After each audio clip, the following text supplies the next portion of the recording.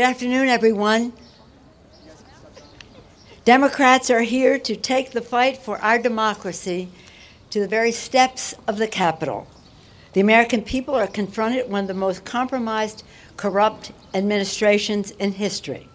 Instead of delivering on its promise to drain the swamp, President Trump has become the swamp. Republicans in the White House and the Congress are cravenly beholden to big money interests, and the American people are paying the price. From giveaways to dirty energy polluters, our children are paying the price in the air they breathe and the water they drink.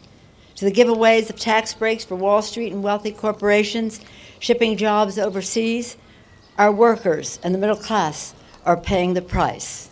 To giveaways for big pharma raising drug costs where children, seniors, and working families are paying the price every day. The American people deserve better, but Republicans are standing in the way. We want Republicans and their corrupt, big donor-driven agenda to get out of the way. It has given the American people a raw deal. Democrats are offering a better deal for our democracy. To save our democracy, we're committed to empowering the American voter to demand responsive government, protecting every citizen's right to vote and their right to have their vote counted as cast, safeguarding our election infrastructure, and ending partisan redistricting. Next, we are strengthening America's ethics laws to fight the special interest, ending the revolving door in Washington, and reining in the influence of lobbyists, big money donors, and special interests who drive the Republican agenda.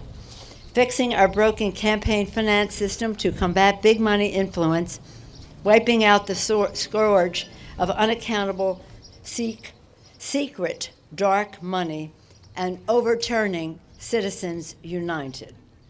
Republican special interest and donor-first agenda is part of their DNA. But Democrats have a people's-first agenda, to put the power back in the hands of the American people. We're fixing our broken political system and ensuring government works for everyone, not just the wealthy and well-connected. We are restoring the confidence of the American people in our political system, restoring government of the people, by the people, and for the people. And a champion of that statement of our democracy is next our distinguished leader of the United States Senate on the Democratic side, Senator Chuck Schumer. You're here, thank goodness.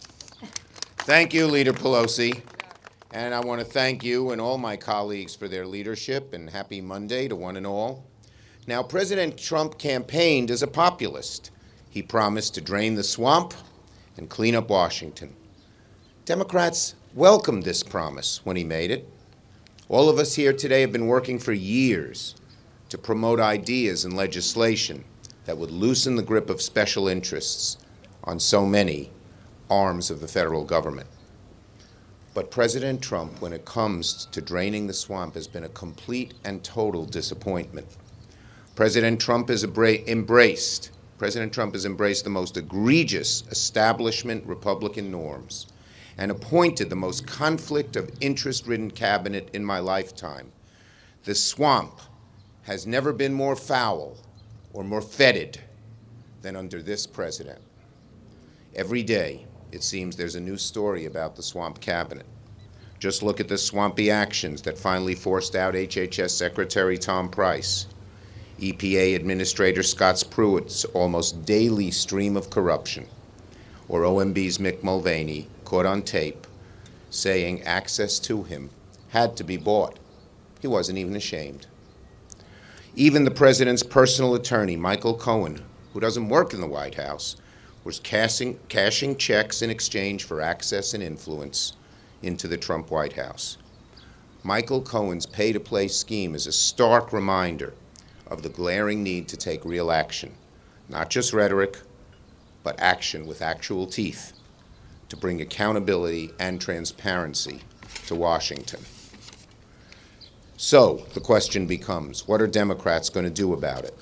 As Leader Pelosi mentioned, as my colleagues will detail, the American people deserve a better deal for our democracy, and Democrats plan to make that happen. You've heard from us since last July about our bold, sharp-edged economic agenda. Put simply, real progress in actually delivering for the hardworking men and women of this great country won't come until we're able to finally loosen the vice grip that special interests have over Washington Republicans in the Trump administration. We need to strengthen our nation's ethic laws because the needs of middle-class and working-class families in America shouldn't be put on the back burner while those who paid millions of dollars to the president's personal attorney are seen to first. We're going to close the Cohen loophole so that the president's cronies can't sell access to the highest bidder. We need to get big money out of politics because the Koch brothers shouldn't have more influence over our public policy than two brothers who run a pizza parlor in Buffalo. And we need to protect every citizen's right to vote, to safeguard our election infrastructure from hostile actors, and to put an end, once and for all, to partisan gerrymandering. Congressman Sarbanes. Thank you, Senator. Good afternoon, everybody. This place behind us, the Capitol, where the House and Senate is located, this is an institution that our public wants to work. People want this place to work. But they lack confidence anymore that it will work for them because they see the influence that special interests have, that big money has, that lobbyists have. And they worry that this institution, this democratic institution, that our government works for somebody else and not for them. And they know what happens when a culture of corruption takes hold. They understand the consequence of special interests ruling the roost and taking hostage their governmental institutions. When Wall Street calls the shots on tax policy, it has a consequence in the everyday lives of Americans out there. When Scott Pruitt is carrying polluted water for the oil and gas industry and the chemical industry, it makes a difference to the daily lives of Americans all across this country. People understand this. They feel it viscerally, and they resent it. They want to see their voice again in their politics and in their government. They want to believe that they matter. The polls that keep coming back, 90%, 95% of Americans think that Washington works for somebody else and not for them. But we need to move on from diagnosing the problem because we know what it is. And Americans know what it is. We got to just stop talking about how money and special interests have too much influence in Washington, and we got to do something about it. We got to put a reform agenda out there that aligns with every other agenda that we're presenting. When you go out, when a member of Congress goes out and talks to people in their district and talks about the better deal for America, the economic agenda that Democrats are putting forward, people want that. They respond to that. They want to see that better deal for our economy. The problem is they look at you and they say there's no way you can make it happen because the special interests in Washington will stop it. And that's why we're saying we're also going to bring, along with that economic message, a reform message to show people that we're serious about fixing this institution. So all the things that we want to see happen and that they want to see happen can actually occur here, that we can get that kind of policy through. we can make the democracy work again. We can strengthen ethics and accountability. We can protect access to the ballot box, and we can fight back against big money and special interests. We have what it takes, and that's what a better deal for our democracy is all about. A better deal for our democracy means lobbyists won't call the shots. A better deal for our democracy means that big money and special interests won't be the ones that get their phone calls returned, but it'll be everyday Americans who get access to people here in Washington. A lot of people in our country have fled the political town square over the last few years. They feel powerless, they feel defeated, they're cynical, they don't believe their voice matters anymore. And they fled the political town square and they've gone up into the hills. And a lot of them are saying to us, fix this broken system and then we'll come back. And what we're saying is, we need you to come back and help us fix this system. This has to be a partnership. And if everyday Americans reach out and partner with Democrats as we put this reform agenda forward, we can fix the democracy, we can banish the special interests, and we can return to a government of, by, and for the people. And now it's my pleasure to introduce a crusader on reform for many, many years, Senator Sheldon Whitehouse. Senator? Thank you, John, and thank you all for being here. One donor gave Speaker Paul Ryan $24.6 million for a super PAC.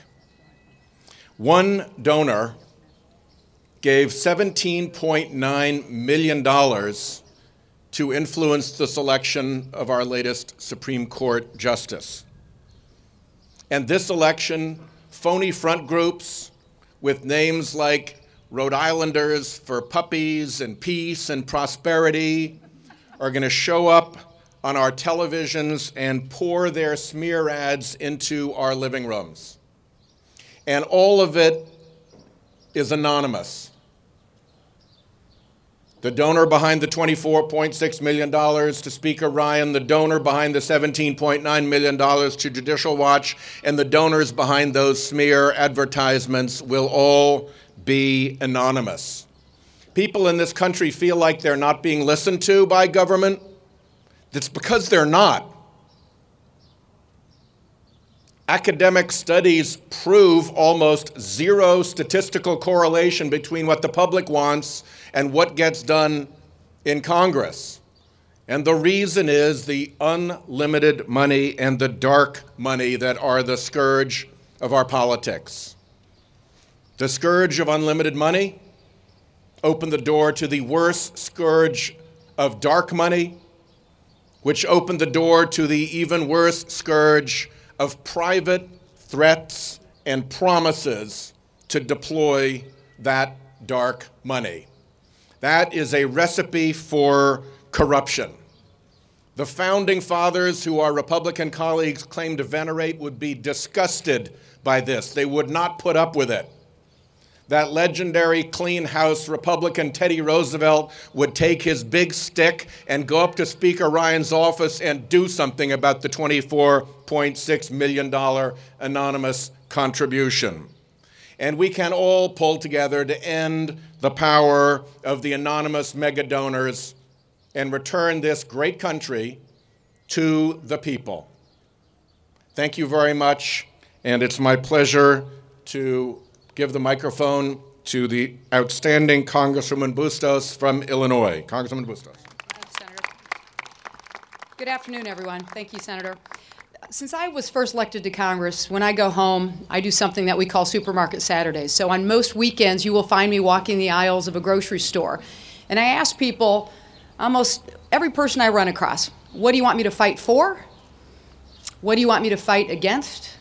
What do you want to make sure that I'm getting done? And more, I am hearing this deep skepticism and this disgust over whether we can get anything done in Washington, D.C. Wondering if those folks elected in Washington care more about their donors than they do about the people that they were elected to serve. Well, you know what? I think increasingly they're exactly right to wonder that. Look no further than the hundreds of billions in taxpayer dollars that congressional Republicans gave away to billionaires and to corporate special interests. And how is Wall Street reacting to this tax scam? Well, by rewarding themselves with more than $1 trillion in corporate buybacks. These guys are laughing all the way to the bank. And this has got to stop. We're here today because we know, all of us standing up here, know that Americans deserve a better deal for our democracy. And one of our cornerstones of this better deal for our democracy is tough new ethics laws that work for everyday Americans, not for the greedy special interests. Everybody knows that there's an influence economy in this city. And there's no bigger revolving door than right down the street at Trump International Hotel. President Trump, in his first year in office, pocketed $40 million off of that hotel. And by the way, if you want to lease the Franklin Suite, it'll only cost you $5,500. And to put that in perspective for the people that I serve, that's about a month and a half worth of income for a family of 4. They're working hard for that. And what does that $5,500 buy the people who are staying in that room? Well, they get to turn around and jack up your prices on prescription drugs. They get to help write a tax scam that will help their closest buddies. And we're here to say that it is time to slam that door shut on pay-to-play politics. It's time to hold government officials accountable, because when working folks sit down at their table at night when they're home, they're wondering, why are their health cares going up 20%? At the same time that the former Secretary of Health and Human Services racked up more than $1 million in taxpayer-funded private jet? How do Republicans stand tripling the rent for the poor at the same time that the Housing and Urban Development Secretary just went out and bought a $31,000 dining room set?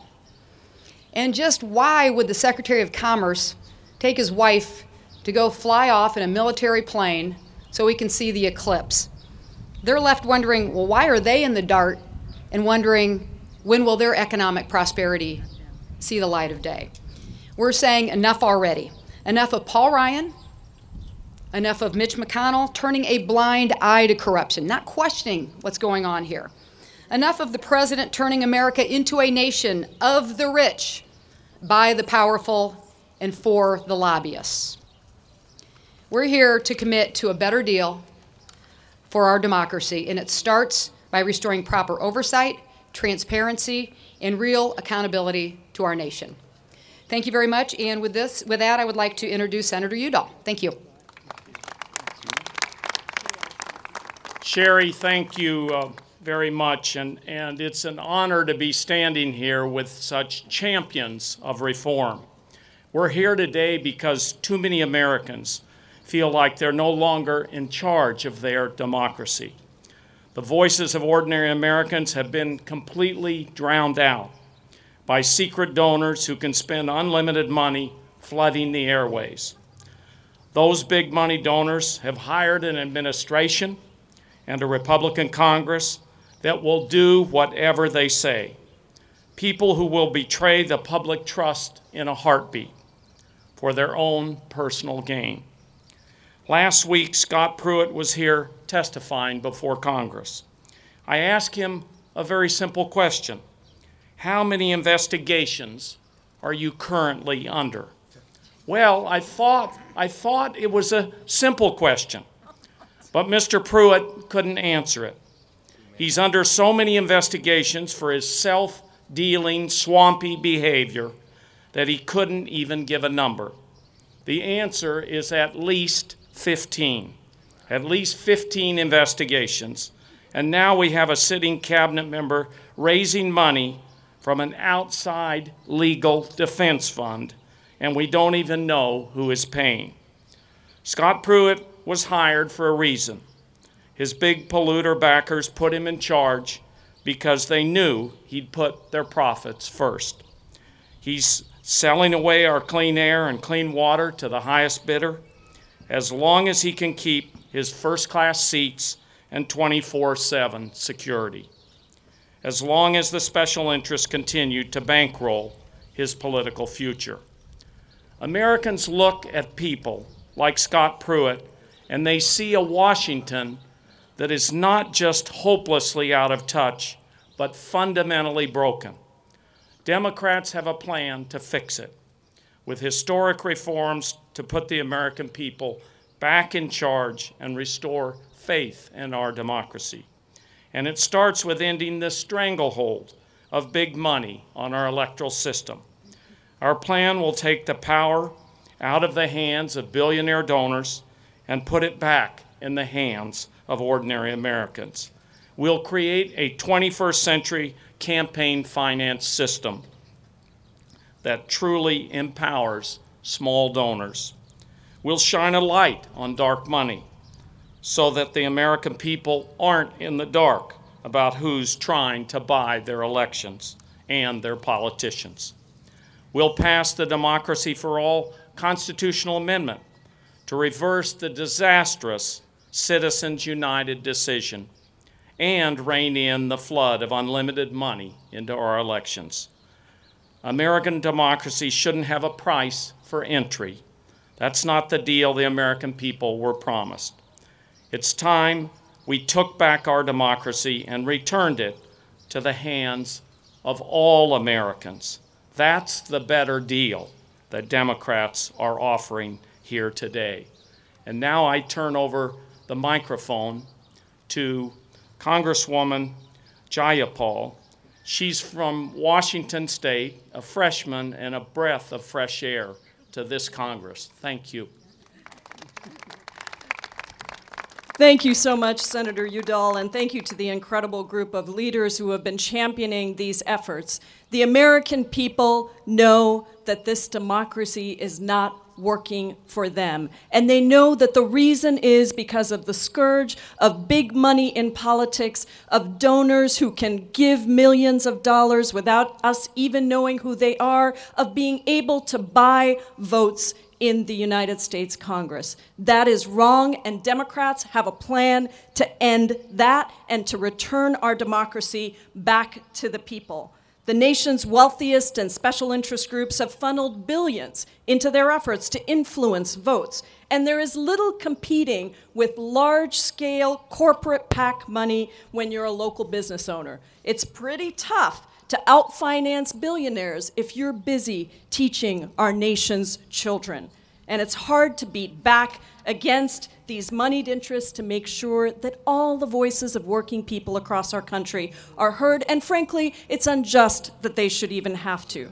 We know that big donors, that the NRA, that the Koch brothers, that all of these special interest groups actually own Republican members of Congress. They give them money, they throw resources into tight races, and in return, they receive a not-so-secret promise from Republicans to slow or to shred any meaningful legislation to address our nation's biggest problems. And it has become clear that until we can get this big money out of politics and push for the kinds of real reforms that we have heard mentioned today, we are not going to see the kind of reform that really allows democracy to work for the people.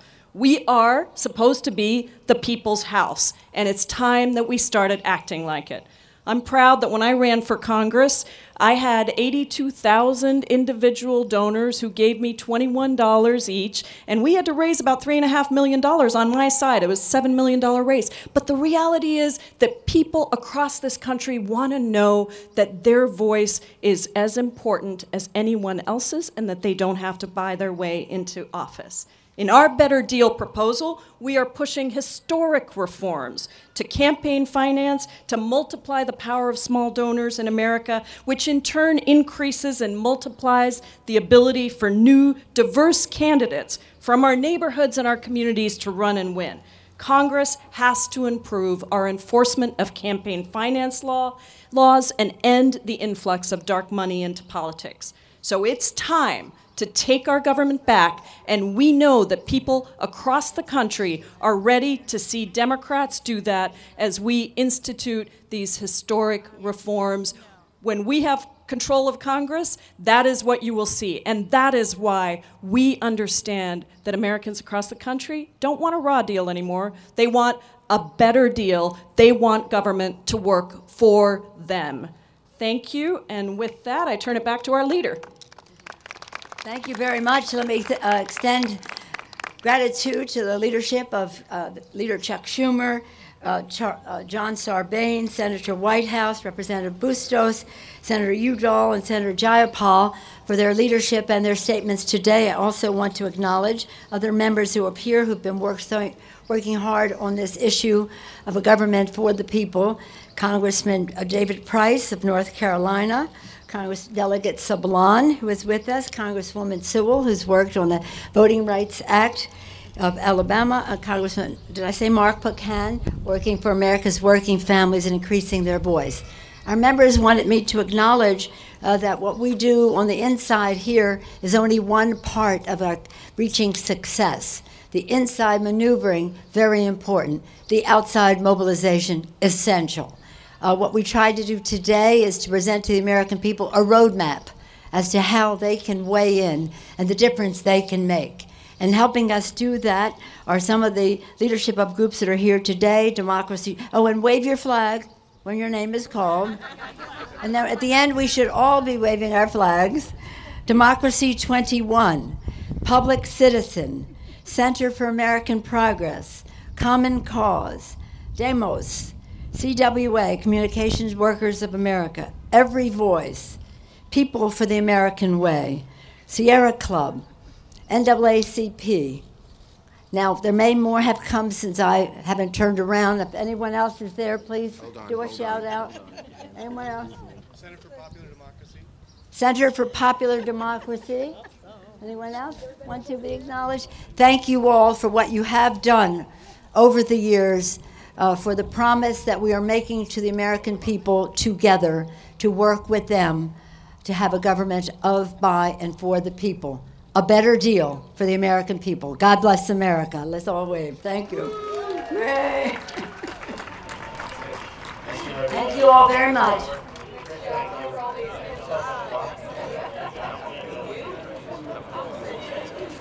Thank you, everybody. Thank you.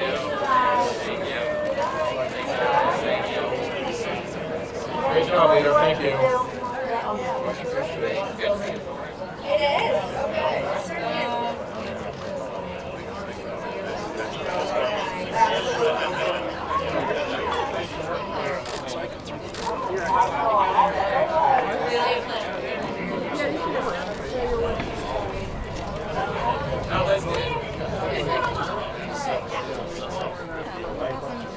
You guys got the hard one.